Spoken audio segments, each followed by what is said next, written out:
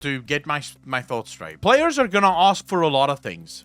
That's always going to happen because, well, we pay for the game. We're allowed to ask for whatever the we want and whatever the we think. Now, as a developer, your job effectively is to be the parent. Right? That's your job. Your job is to say, okay, this is what everyone is asking for. This is what we're willing to give them, and here's why. Now, what do I mean by that? All right, so you have to start looking at your game as a philosophical exercise, and not just a video game, but there has to be a philosophy behind what your video game stands for.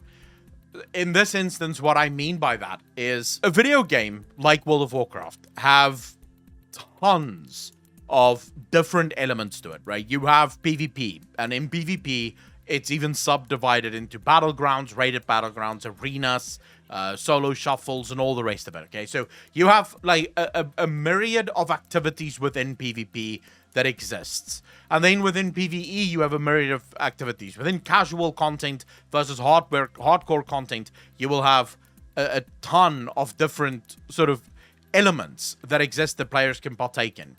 Now, the idea behind an MMO specifically is that there are enough rides in the theme park for people to go on that they can really pick and choose what their favorite rides would be. The players that is currently asking for more dailies, asking for the world quests to unlock faster, these are your players that have become so used to World of Warcraft telling them what to do. So it's not, they don't approach the game as if it's a theme park. They approach the game as if it's a job, you know. So they get to work, and at work there's a list of things that they have to do. Go do 5 world quests, then 10 dailies, then do 2 dungeons, then do 3 mythic plus, then do the raid, and then do the normal and heroic and mythic raid, and then do these battlegrounds because this is what you need for your vault to be filled out. So basically what they want is they want the game to tell them how to play the game. That's not sustainable in the long term. And this is a conversation we've had multiple times on the channel before. In order to understand why it can't happen and why this can't work, you have to understand human psychology. What makes humans happy? What is the thing that is responsible for the happiness of human beings? And it really is just one thing. Well, maybe you could make the argument that it is 2 things, but it still plays into the same as hormones, right? It's dopamine and serotonin. Everything that we do in this world will have some kind of effect on our dopamine system and our serotonin system. Lists are very good at activating the serotonin system, making us really excited whenever we complete a list. The problem with both of these systems is the more you stimulate those systems, the harder it becomes to stimulate those systems. This is why whenever you do heroin, you'll have an incredible high the first time you do it, but then after that, people will constantly, this is why it's called chasing the dragon. You'll never actually get there again. Your consequent, or your the following up highs will never be as high as the first high. And this is the same for a game like World of Warcraft. For a while, people will ask for, give us more dailies, allow us to play more, because I just want to play more. But over the course of an entire expansion, they might burn out. Or maybe over the course of multiple expansions, there will come a point where the dailies and the lists no longer does anything. It no longer releases that dopamine that they had hoped for before. This is why what I like to call null zones, or negative moments, is so important when it comes to video games. The moments where nothing happens. The moments where you're kind of bored and there's nothing to do. Now, in most single-player games, you don't need this. Right? In most single-player games, you don't need it, because a single-player game is a wham bam, thank you ma'am kind of game. You play it, 20 hours later, you're done with the game, you never have to play it again. The story was awesome, but it moves on. MMOs bank on long-term sustainability, so they need people to log in every single day, or at least every single week, and continuously pay every single month. And this is why it's so important to have those negative zones, those null zones within the development, those moments where players don't know what to do. And it's twofold. One is to make sure that when there is something to do again, that dopamine high comes back twice as strong, because you've given it time to sort of relax, to go down. Now the next reset day comes and players are excited again because the next reset day has just arrived.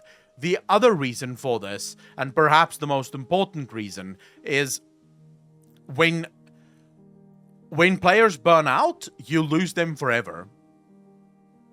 All right?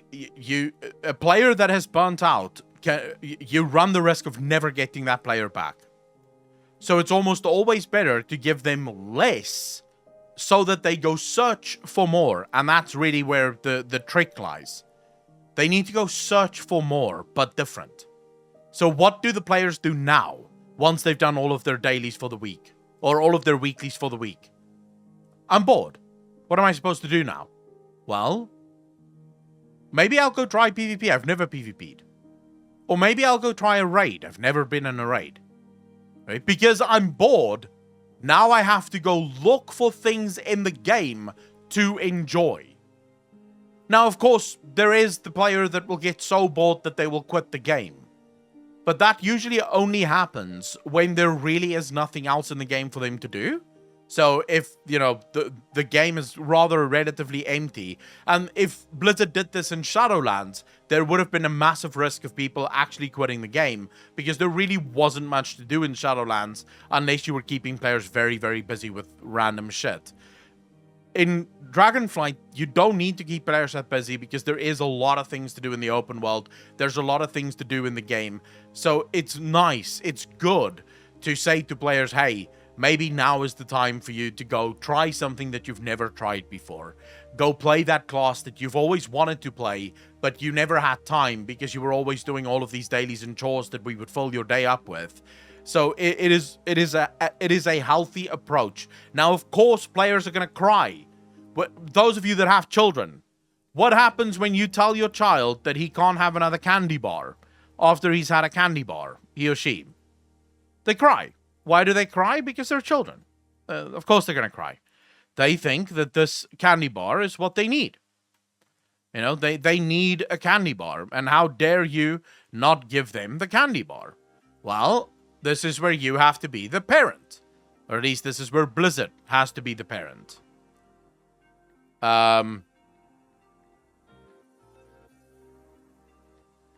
It has to be. I have to be able to cancel this. No.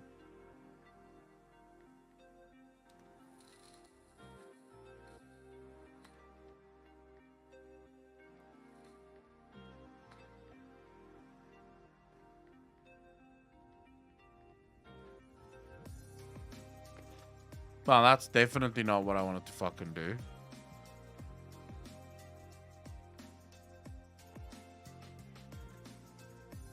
Wait, what the fuck?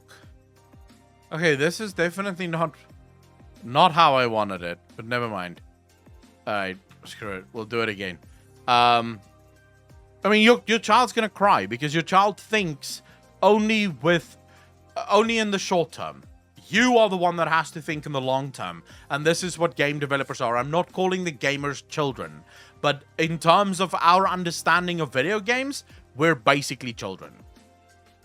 Because we don't know what makes a good game.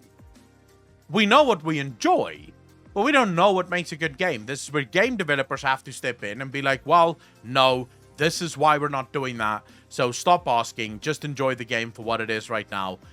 We'll see you guys later, right? That kind of thing. So I hope that Blizzard sticks to that.